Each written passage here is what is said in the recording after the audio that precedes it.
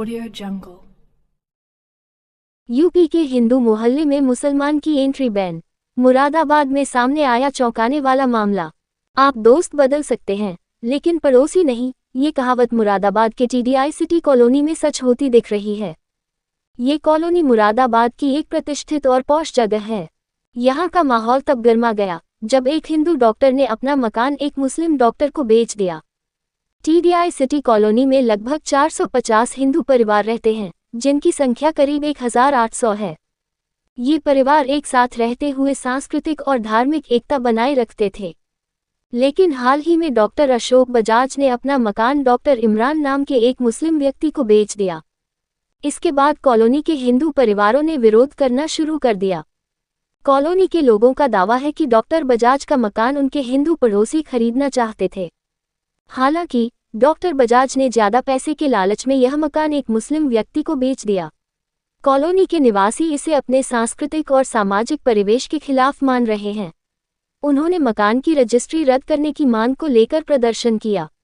इस विवाद में कॉलोनी के निवासियों ने तर्क दिया कि जब कॉलोनी को बसाया गया था तब यह तय हुआ था कि यहाँ किसी मुस्लिम परिवार को मकान नहीं दिया जाएगा। उनका कहना है कि पड़ोसी का धर्म, उसकी जीवन शैली, खानपान और त्योहार कॉलोनी के माहौल पर असर डाल सकते हैं। देश का कानून और प्रशासन की उलझन।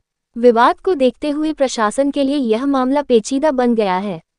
भारतीय संविधान के तहत कोई भी नागरिक देश के किसी भी हिस्से में मकान खरीद सकता है और रह सकता है। इस पर रोक लगाना गैरकानूनी है। ऐसे में प्रशासन इस मामले को हल करने की कोशिश कर रहा है, लेकिन कॉलोनी के निवासियों का विरोध कम होने का नाम नहीं ले रहा है। सांप्रदायिक सौहार्द का सवाल। यह विवाद केवल मुरादाबाद की एक कॉलोनी तक सीमित नहीं है। ये देश भर में बढ़ती सांप्रदायिक असहिष्णुता और सामाजिक ताने बाने को लेकर एक बड़ा सवाल खड़ा करता है। पड़ोसी का धर्म या उसकी मान्यताएं समाज को कितना प्रभावित करती हैं? क्या किसी समुदाय को केवल उसके धर्म के आधार पर अलग-थलग करना सही है? आगे क्या? प्रशासन इस मामले को संवेदनशील तरीके से हल करने की कोशिश कर रहा है। हालांकि ये घटना समाज में बढ़ते ध्रुवीकरण को दिखाती है। ऐसे में सवाल यह है कि क्या धार्मिक और सामाजिक सह-अस्तित्व का सपना कभी साकार हो पाएगा? यह मामला सिर्फ कानून का नहीं, बल्कि सामाजिक समझ और सहिष्णुता का भी है। इसे हल करने के लिए दोनों पक्षों को मिलकर सोचने की जरूरत है। मुस्लिम पड़ोसी नहीं चाहिए। गुपचुप मकान बिक्री और आरोप बाने को लेकर एक बड़ा सवाल खड़ा करता है। पड़ोसी का धर्म या उसकी मान्यताएं समाज को कितना प्रभावित करती हैं?